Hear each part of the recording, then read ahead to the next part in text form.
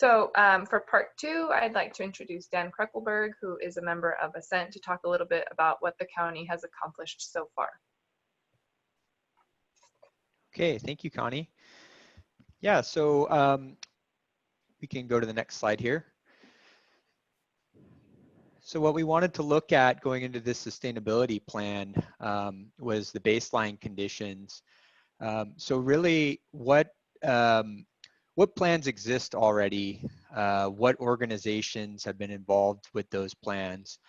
And this is in recognition of the fact that Yolo County is not new to sustainability planning. It's been implemented in various forms, but sustainability has been something that's important to the county for a while, and not just the county as an administrative body, but also organizations that are within the county of Yolo as well. And that's created collaboration and really a lot of good plans and ideas for a while now. So we wanted to not reinvent the wheel with coming up with the sustainability plan, but really look back at what's been done to date and try to find any gaps or maybe areas of potential improvement where we could offer recommendations and get feedback from the public on how those plans have been performing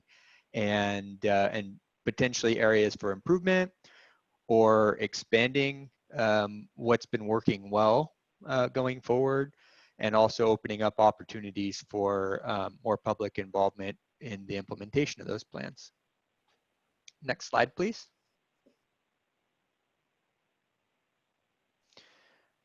So as I mentioned, this included research on various agencies and groups that have been involved in existing plans. I'll go through some of those plans in more detail. We did a pretty deep analysis of these plans in various areas of sustainability, which I'll get into more detail on. Next slide, please. So these are the sustainability elements that we call them. And these are the areas of sustainability indicators, topics within the broader concept of sustainability where we wanted to focus our research. And this was at the suggestion of the county, knowing that that these areas have a very strong overlap with what is considered sustainability and the areas that need to be addressed as part of that kind of plan. So just going through these really quick at a high level, because we'll get into more detail in further slides, but ecological health is looking at the vitality of wildlife, plants, natural resources within the county. Water's looking at the availability and abundance and quality of water within the county. Air quality is having clean air, free from pollution from numerous different sources. Buildings, that could be looking at energy use within buildings, consumption, reliability of energy use, but also healthy public spaces and interiors of buildings to make sure that those are healthy places to be within the county. Waste, that's looking at the management of solid and organic waste streams. That could include recycling and conservation. Local food is ensuring access to locally produced and healthy food.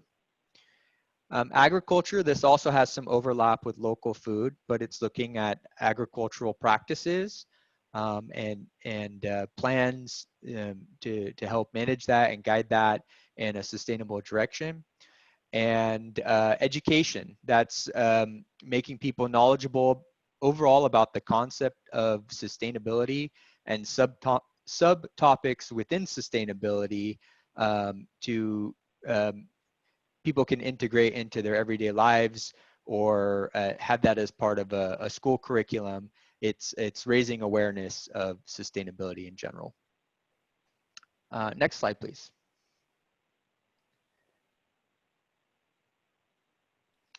Okay, so we're going to do a poll here, and I just went through the 8 sustainability elements, and recognizing that you know, people have maybe different interests in different sustainability areas. We want to get kind of some feedback on what the most important areas are to people on the call. And this information is to just kind of inform who's participating and the overall interest from the community. But regardless of this polling, each of these areas is going to be addressed in the plan with equal weight. We're just interested in where people may have interest and may want to participate. So I went through the 8 sustainability elements. The poll is up on your screen there. So there's 2 questions here. One is, the first one is looking at really your highest priority. What is the most important issue to you? So if you can select from one of those: ecological health, water, air quality, buildings, waste, local food, agriculture, and education.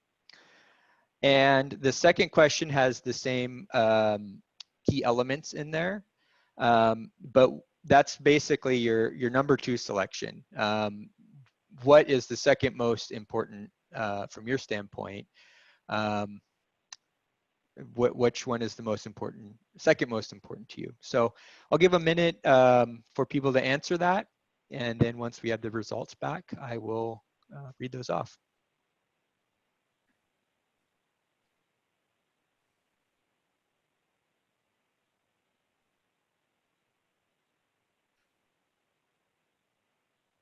And Dan, while we're waiting, this is Ben.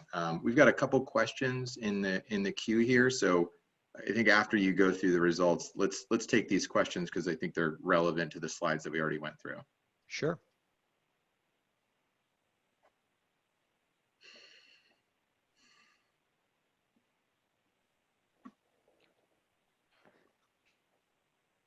Okay.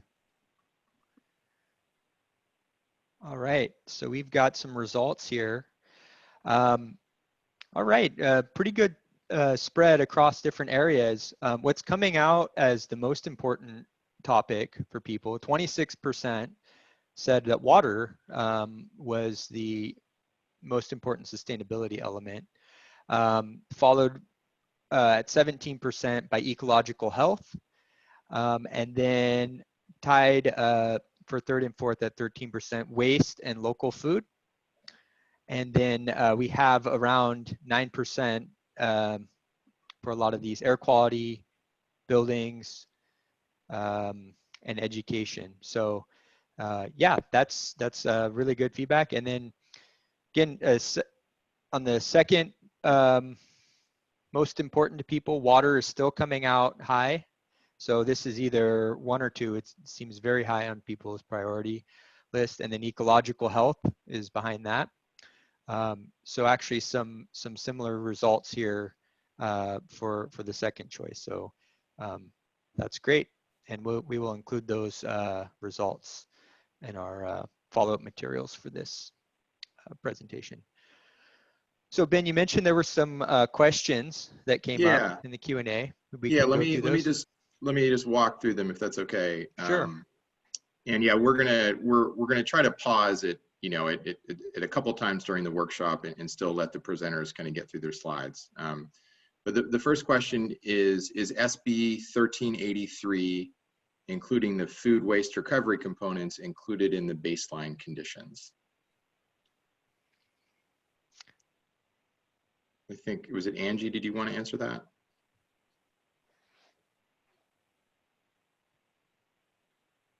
You might be on mute still.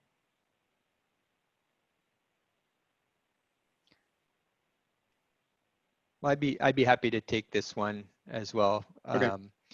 Yeah, so SB 1383, it is included in the baseline conditions. And just to provide some context to SB 1383, that's a state law that is implemented through CalRecycle to basically reduce the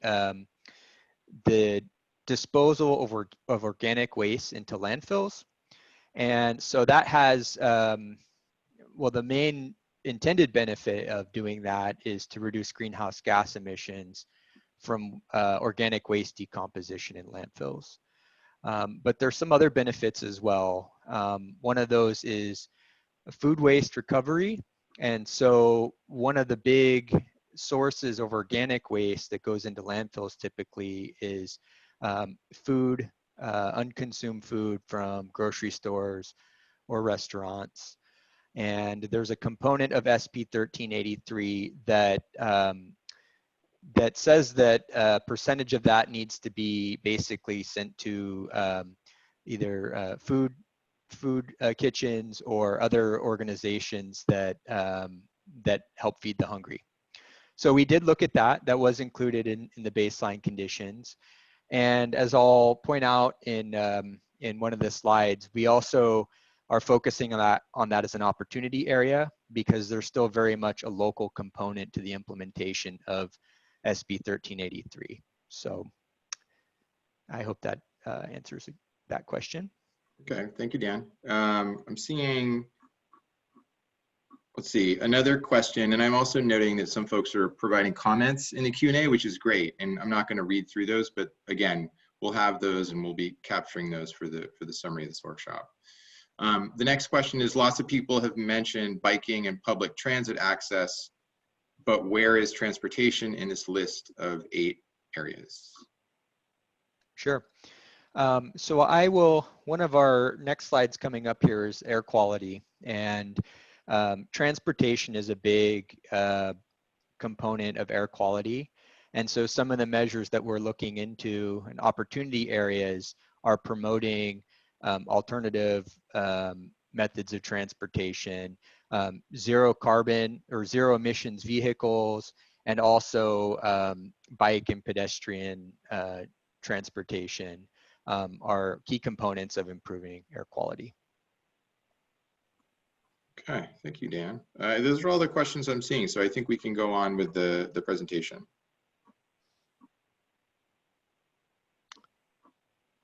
Okay. So next slide, Yeah, please. next slide, please.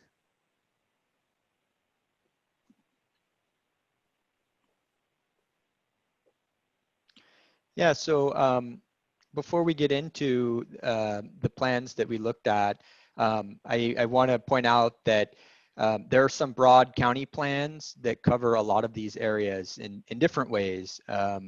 So the 3 that stood out as we looked at the plans that really kept recurring as having overlap with the key elements were the general plan, the strategic plan, and the climate action plan.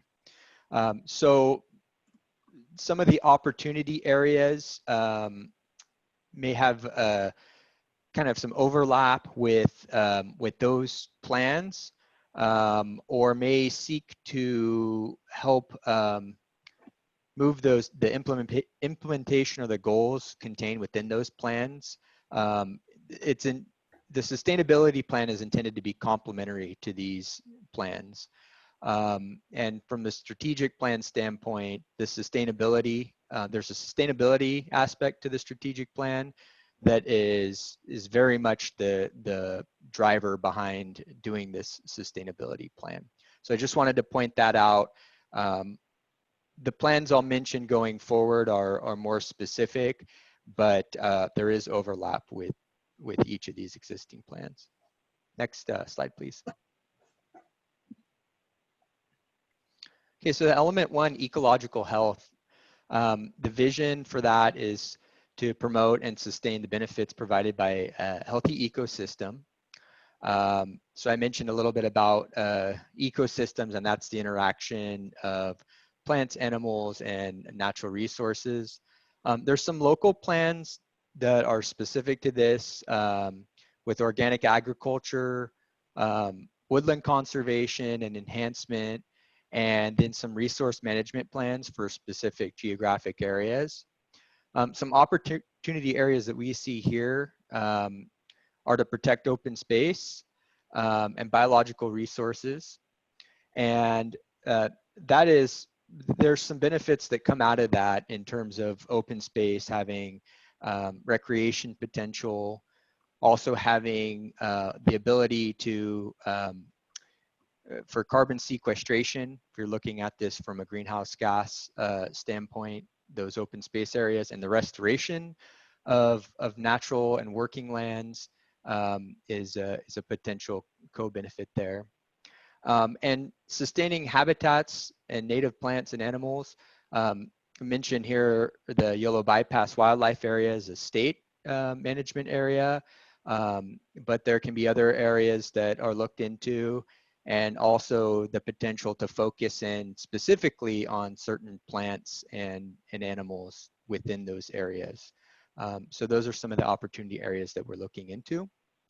I will mention that these opportunity areas, we're looking for feedback on. So as we go through these, we're going to stop after the fourth element and allow the audience to provide some feedback on thoughts, maybe other opportunity areas that come to mind. And so these are just kind of things that we're thinking early on, but we really want these opportunity areas to be informed through public input. And so that's why we're encouraging a participation as part of this workshop, and also in the future through feedback, ongoing feedback. I will also say that these elements are in no particular order. We went through these just to put those out there, but we're not putting them in terms of prioritization for the plan. These all in our assessment have equal value and will be addressed as part of the plan in an equal capacity. Next slide, please. Water. Okay, so water, the vision is to ensure an abundant, safe, and sustainable water supply to support the needs of existing and future generations. There's some other county goals that go along with that vision. And in the strategic plan, it talks about promoting a balanced water portfolio, preserving the quantity and quality of water resources, expanding surface water delivery systems, and conserving groundwater. So that's kind of the high level vision from the county's perspective. But then there's also local plans that get into more detail on various water issues. And this was flagged as one of high importance for people on this call. And I think that's reflected by the abundance of plans that are associated with either surface water, groundwater, or the habitats connected to water resources. If you're thinking of wetlands or wildlife areas, also have a lot of crossover with maintaining clean water supplies and abundant water supplies. So next slide, please. So some of the opportunity areas here are to support the implementation of groundwater sustainability plans.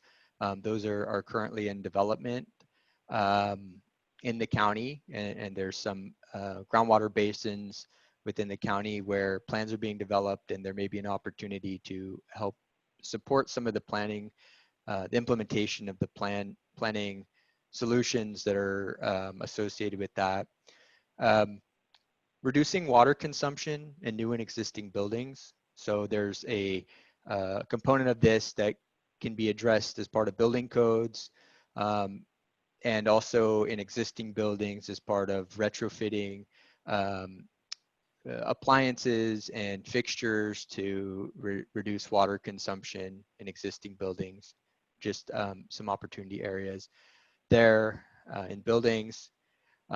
Alternative irrigation techniques, that's basically using water in a more efficient way, specifically in the ag space. there may be some opportunities there that we could get into more details on as part of the recommendations in the plan.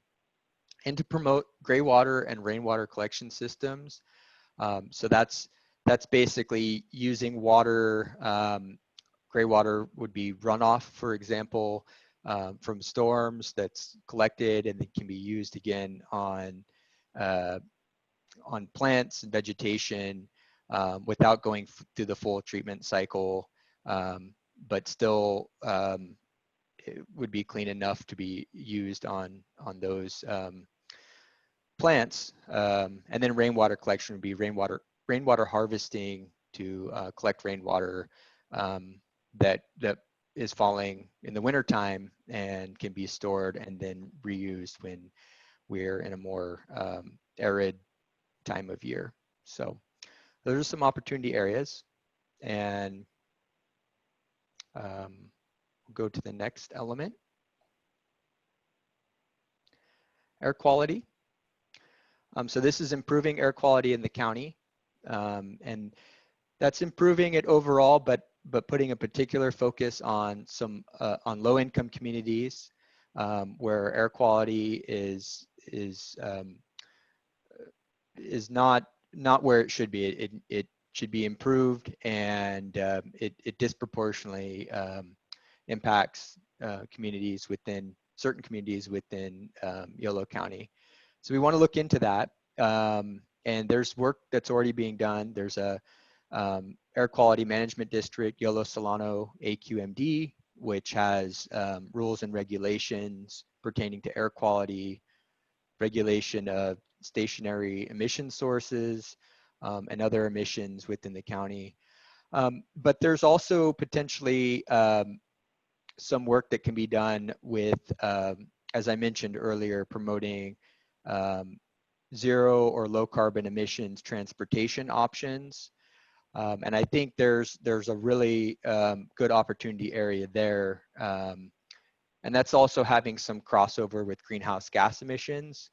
If you look at the combustion of fossil fuels in vehicles, both on and off road, also contributing to greenhouse gas emissions. By addressing those, the air quality in those areas, you're also getting a co-benefit with GHG, greenhouse gas reduction. So want to connect those things. And then also one of the plans that we looked at is a regional plan from SACOG, and that's the Metropolitan Transportation Plan and Sustainable Community Strategy. And that's a broad plan that covers the Sacramento region, Yolo County included. And that has some recommendations for reducing vehicle miles traveled. And we would want any opportunity areas to be aligned and consistent with that broader regional plan as well. Okay, so next slide, please. Buildings. Okay, so buildings can entail both energy, as I mentioned earlier, the consumption and trying to reduce wasteful and inefficient consumption of energy resources in buildings, perhaps transitioning to different fuel sources for buildings, so a shift more towards electric buildings powered using renewable energy generated on site or within the community and stored. And also promoting resilience, so making sure that energy is available for buildings when needed. So there's crossover between that goal and some of the other plans that are in place at the county level. So there's greenhouse gas emissions associated with energy consumption in buildings. That's reflected in the county's recently updated greenhouse gas inventory. There is energy efficiency programs that are run at the county level that encourage energy conservation, and those have been going for a while. So we ideally like to see those continue in some capacity to deliver on those energy conservation goals. The county has been doing some work with LEED buildings. So LEED is looking at building construction from a holistic standpoint, and using green materials, reducing energy consumption, promoting waste diversion during the construction process, and minimizing the waste, and selecting materials that have a lower carbon footprint. So LEED is something that the county has been engaged in with various projects, and we think has the potential to continue to be used. There's an energy savings project that the county has been working with to do HVAC change outs and improving the energy efficiency of air conditioning. And then the county recently became part of Valley Clean Energy, which is a community choice aggregation, essentially an alternative to the electricity that was provided by PG&E for many years. Is now supplied by Valley Clean Energy, with the goal of offering that energy with a lower carbon footprint using renewable energy sources. So that plan is in place, and there's I believe a pretty high participation rate within the county in that program from both residential and commercial customers, which is great. And so some of the opportunity areas are, as I mentioned, increasing energy efficiency or continuing those programs aimed at that. Increasing on-site renewable energy generation. So renewable energy generation can happen at a utility or community scale, but it can also happen on buildings. And so particularly with commercial buildings like warehouses that use a lot of energy, have a lot of rooftop space, it would be really great to see more renewable energy deployed in those settings, and also stored so that energy can be used when the sun is not out and solar energy is not being generated. So at nighttime or in the evenings, or even times of day where the clouds are out and renewable energy is not being generated at maximum capacity, storing that and deploying that at the optimal times is a potential opportunity area.